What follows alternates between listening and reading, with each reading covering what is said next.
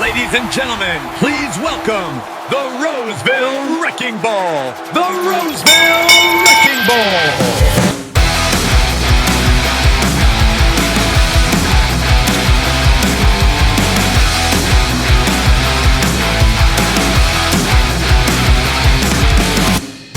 Joshua Shrum. He is a very talented steward, very knowledgeable. The Roseville Wrecking Ball. This is one of those podcasts where I listen to every episode. I love what he's putting out there. The Roseville Wrecking Ball. Josh Shrum. Parcels of Knowledge. Does a fantastic job with that podcast. The Roseville Wrecking Ball. He is an Article 8 scholar, and thank God. We need Article 8 scholars right now. Tune into the Parcels of Knowledge podcast while you're on the route. That's the mailman's playbook, brother. Good morning, and welcome back to Parcels of Knowledge, that podcast dedicated to delivering knowledge to the city letter carrier with your host, the Roseville Wrecking Ball. Today, we got a kind of short episode, maybe about 20-30 minutes, but I just got a couple things I'd like to talk about. But other than that, first, before we get into it, I want to talk about the fact that I need questions for Kimetra Lewis, or otherwise known as Kimetra Simpson-Lewis from Branch 132, Dallas, Texas. This upcoming Saturday, we have an interview with her for her candidacy for NALC Vice President. Please submit those questions to me at rosevillewreckingball@yahoo.com. She's going to answer any question you send her, whether it's hard or easy or whatever. She's going to answer those questions, so please send them to me at rosevillewreckingball@yahoo.com. All right, so today's going to be just a grab bag of a couple different things I'd like to talk about. First, let's talk about Handbook M39 Management of Delivery Services, Section 126.3. All right? So that has been around for a very long time.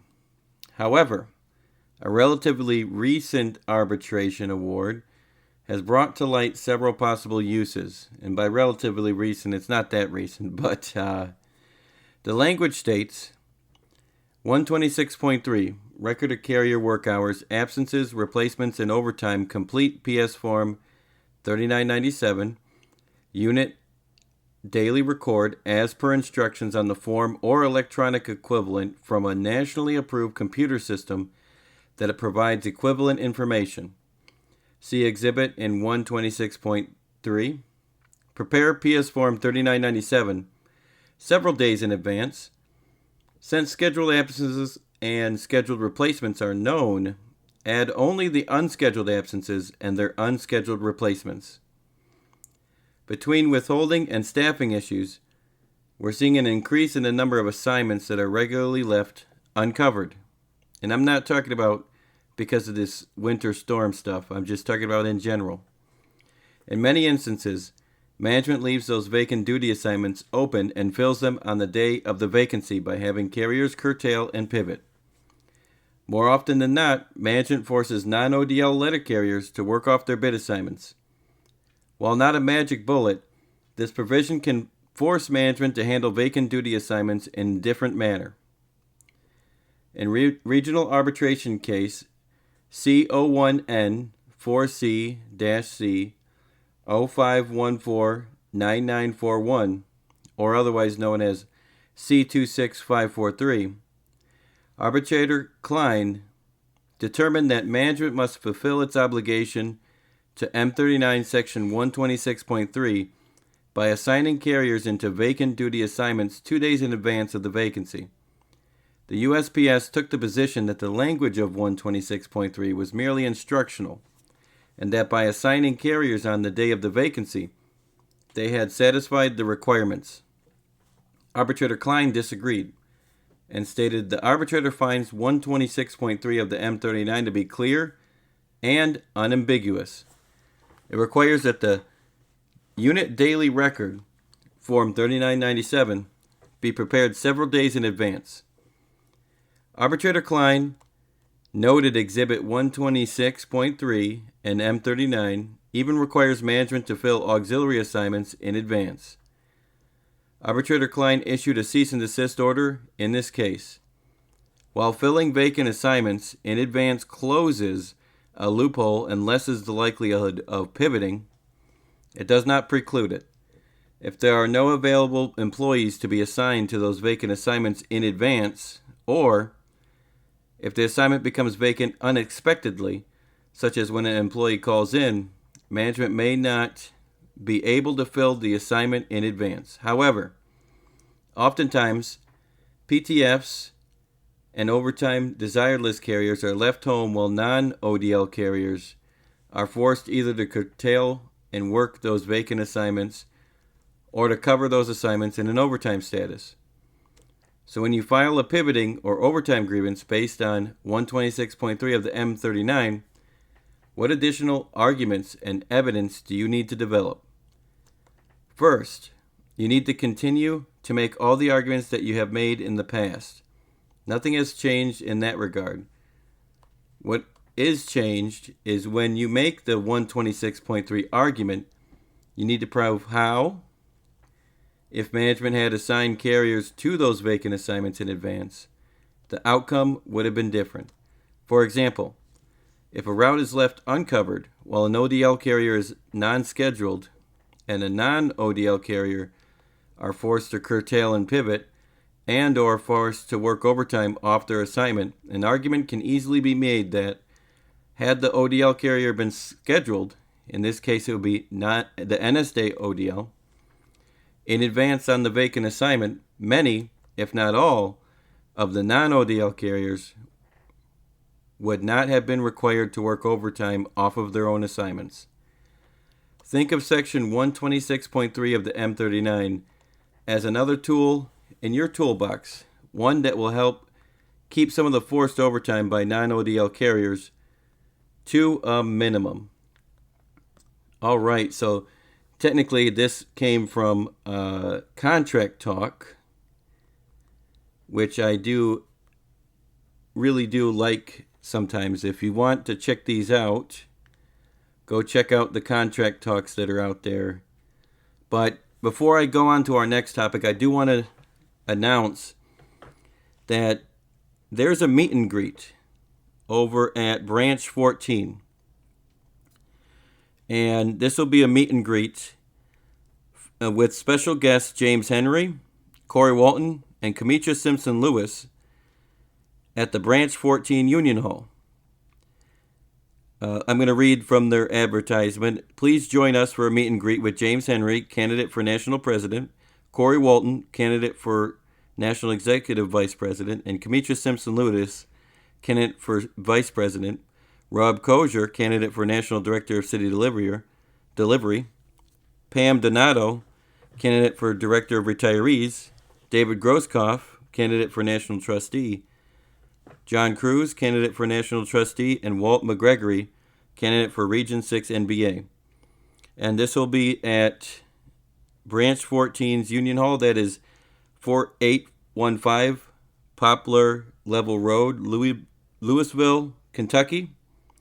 And if you have any questions, you can call Branch 14 EVP Lance Swede at 270-705-0233. It looks like everybody is welcome from the surrounding states. So please, if you want to take a second and go meet those candidates, please decide to go to Kentucky if you actually have the ability to. All right, so moving on. I'd like to talk about the proper recording of auxiliary assistance, all right? And this has to do with how the codes affect your route at the end of the day. So this, again, comes from Contract Talks. And those are great resources. I thought I'd like to share both of these things. I've filed this grievance before. Proper recording of auxiliary assistance and labor distribution codes. In its accounting system, the Postal Service uses various labor distribution codes to identify employee duty assignments and to associate the many work functions to the proper operation. On May 10th, Well, this is from the contract talks, so some of the dates are going to be irrelevant. NALC received notification from the Postal Service of a recently developed document entitled Guidelines for the Use of LDC 23 and 24. These guidelines made some changes to the LDCs used in the city letter carrier craft and clarified the proper use of these codes. Prior to these changes, the following LDCs were used to differentiate among city letter carrier craft functions. LDC 21, office time. LDC 22, street time. LDC 23, time not directly attributed to office or street time.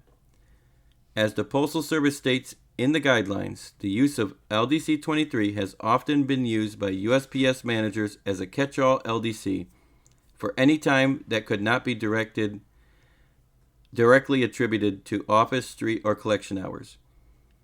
When quantities of time could not be assigned to other functional LDCs, or when units did not want to attribute to the hours to LDC 21 or LDC 22. The hours were assigned to LDC 23, which is known as Other City Delivery Hours. Proper recording of work hours is very important for a few reasons. First, it allows the Postal Service to determine the true cost of delivery of the various items assigned to routes, so for budgetary issues. Second, it accounts for the time spent casing and delivering the route so that letter carriers are properly credited for the work associated to their assignment, even when they are receiving auxiliary assistance. This is especially important during route evaluations and adjustments because improper crediting of time could have a major impact on the route's evaluation.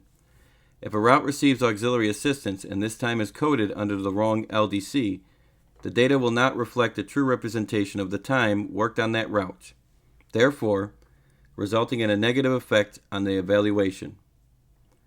Although LDCs 21 and 22 have remained unchanged, the guidelines clarify that LDC 23 should only be used for time spent actually delivering a dedicated parcel post route, time spent performing the duties of a relay route or combination route, or time spent by a letter carrier transporting mail from one office to another. This code should also be used when a carrier is delivering priority express. LDC 23 should never be used when a route is receiving auxiliary assistance via parcel help, even if the assistance is being provided by a carrier who normally performs the duties of a parcel route. The guidelines state, parcel post, time spent on office function by bid carriers or their replacements on routes designated as parcel post routes should be transferred to operation 7340 in LDC 23. Time spent loading and delivering the parcels on these routes should be attributed to operation number 733 in LDC 23. Auxiliary assistance given to city delivery routes by dedicated parcel post routes, even if the assistance was given to relieve the route by delivering parcels, is not part of LDC 23. That assistance is still part of the carrier's street time and is part of the carrier's route time. It must, therefore, be attributed to LDC 22. So typically, when this happens, management doesn't want to credit routes correctly because they're sad that, if a carrier is giving assistance in another person's route, they're sad that that travel time and all that, they don't want it calculated into the route's value. But this document is particularly saying that that should be counted as street time, that assistance that is given. So it should be under that route street time. So if you're giving assistance on a route, even if you got a whole bunch of random packages, that is not parcel post. You have to switch to each and every route before you deliver it. The same goes for any other carrier who is providing auxiliary assistance to a route by delivering parcels. That's what I'm talking about. The letter carrier providing this assistance should record this time on LDC 22. This is important so that the time spent delivering these parcels is properly recorded. If a route receives auxiliary assistance and this time is coded under the wrong LDC, the data will not reflect a true representation of the time worked on the route.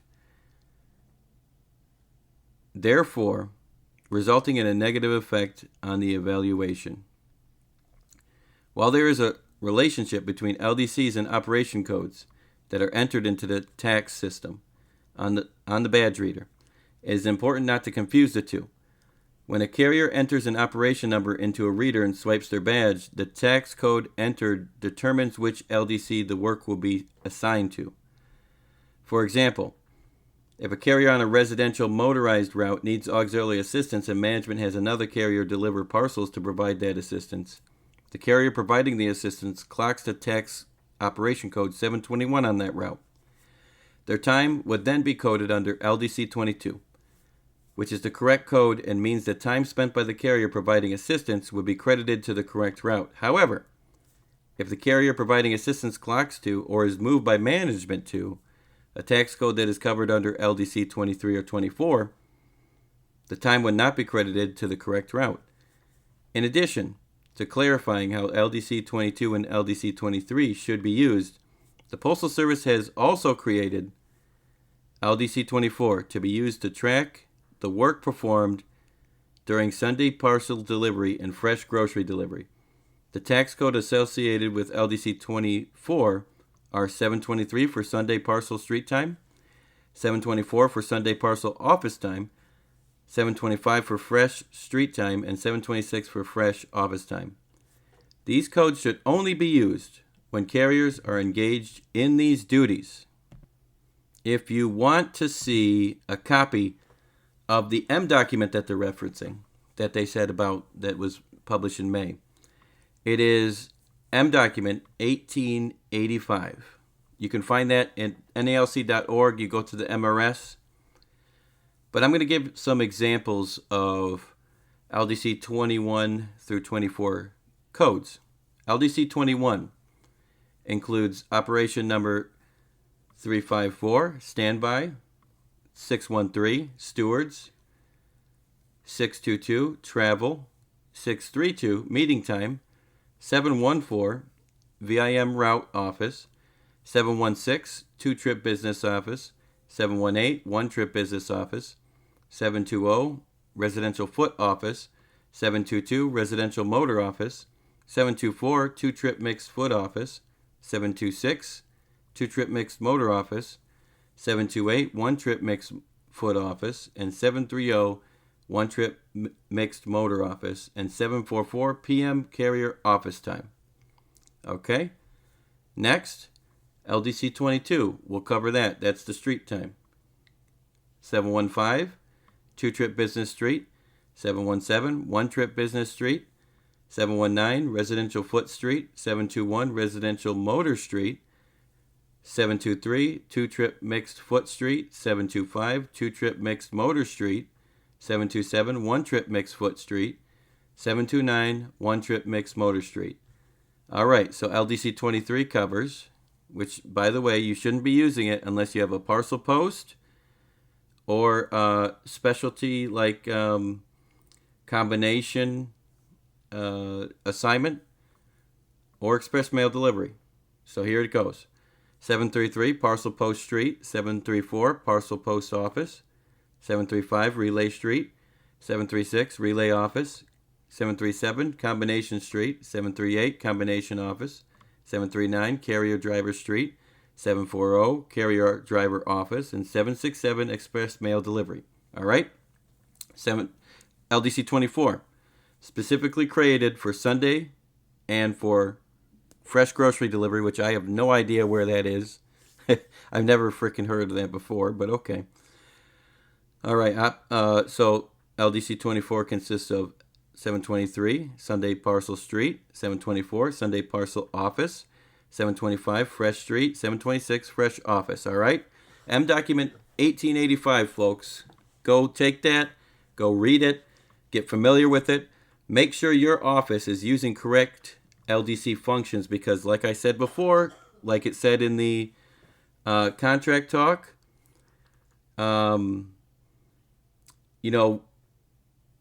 these things are going to be calculated into route evaluations. A lot of route evaluations that we use prior data. And prior data can't be altered a year later when you're trying to look back and see what's going on. So we need to be catching these things as they go. If you're filing a grievance about this, it'll work in every month except for maybe sometimes December, because of course December is not a month where we record data, but you can show and articulate the harm for almost any single month that they're not doing it correctly. And with that being said, I hope you learned something valuable today. And as always, have a good day. If these guys are getting educated, we will be in big trouble.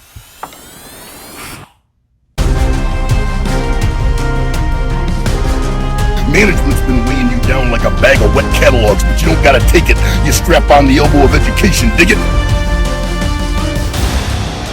Ladies and gentlemen, please welcome the Roseville Wrecking Ball. The Roseville Wrecking Ball. The Roseville Wrecking Ball is an Article 8 scholar, and thank God, we need Article 8 scholars right now.